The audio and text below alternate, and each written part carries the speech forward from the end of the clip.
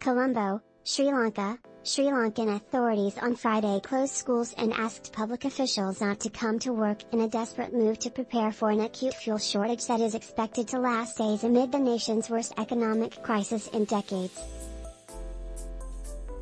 The Public Administration Ministry asked the public officials, except for those who maintain essential services, not to come to work on Friday in a view of current fuel shortage and issues in transport facilities across the country.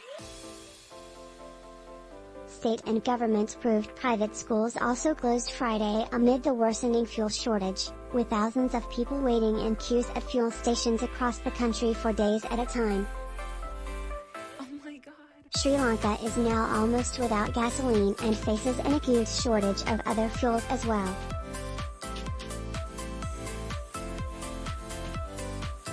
The government has been struggling to find money to pay for the importation of fuel, gas and other essentials in recent months as the Indian Ocean island nation is on the brink of bankruptcy. Its economic woes have brought on a political crisis, with the government facing widespread protests and unrest. For months, Sri Lankans have endured long lines to buy those essentials, most of which come from abroad. Shortages of hard currency have also hindered imports of raw materials for manufacturing and worsened inflation. Protesters blocked main roads to demand gas and fuel, and television stations showed people in some areas fighting over limited stocks. Authorities have announced countrywide power cuts of up to 4 hours a day because they can't supply enough fuel to power generating stations.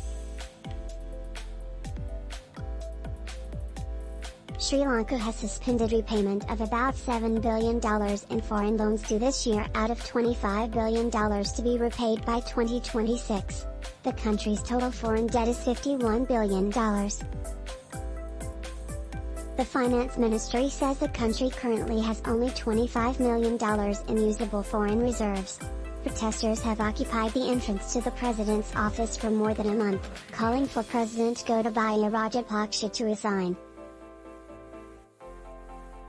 Months of anti-government rallies have led to the near-dismantling of the once powerful ruling family, with one of the president's brothers resigning as prime minister, and other siblings and a nephew leaving their cabinet posts.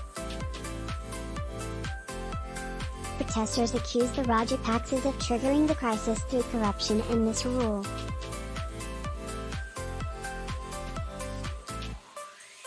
Sri Lanka's new Prime Minister Ranil Wickremesinghe said Monday that about $75 billion is needed urgently to help provide essential items, but the country's treasury is struggling to find even $1 billion. Attacks by Rajapaksas supporters on protesters last week sparked nationwide violence that left 9 people, including a lawmaker, dead, and more than 200 injured. Homes of lawmakers and their supporters were burned down,